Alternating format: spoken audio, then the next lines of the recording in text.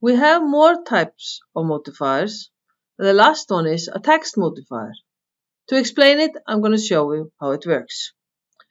So here, select desserts and sell the tiramisu. And maybe two persons are going to share this tiramisu, so we need extra fork, extra cutlery. Maybe this is a birthday, we would like to have the dessert decorated or something like that. So what we can do now, we can use option add items. Select it. There you see, you have the options. Do you like extra plate? Do you like extra cutlery? You can select 1, 2 or 3. I'm selecting these 2 and press OK.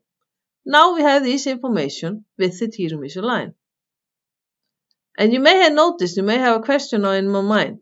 This didn't come automatically. I needed to press the button. What is behind the setup here can be automatic or on request. So shall we explore a little bit about the text modifiers? Tiramisu is an item, right click, button properties, we are spying as this item here. It's not a recipe. So let's remember this number. And let's go back to back office and find the tiramisu, either by number or text. And we are in hospitality item card, remember. So we have the item here, the tiramisu, on the hospitality item card, and we have text modifiers. But now it happens to be that you have nothing. So these modifiers can be set up for items, or they can also be set up for group of items. What do I mean? Follow me. This is retail product group cakes. I can drill into cakes from full list, and here I can go into edit. There you have modifiers as well. So modifiers can be more than one item, they can also be on groups. So modifiers, and we are talking about text modifiers. So here you see the text dessert. Add to dessert from info code on request. That explains it that it didn't come automatically. We had to use the pause command to add modifiers. And then you can drill into it if you like. Related, info code, other, card. And there you see the options. These are just texts. So you could add in more options if you like.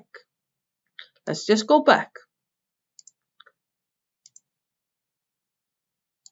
and jump into the POS.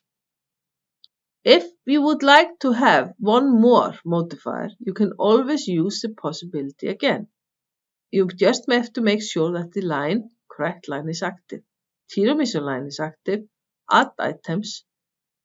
Select the birthday celebration. OK. Here it is. You have it. If you don't want one of these options, you can be that line, but take care. If you select the line here in the description, it will mark the line because that command is behind it. So we are going to be here. You see the last column here is like edit, right?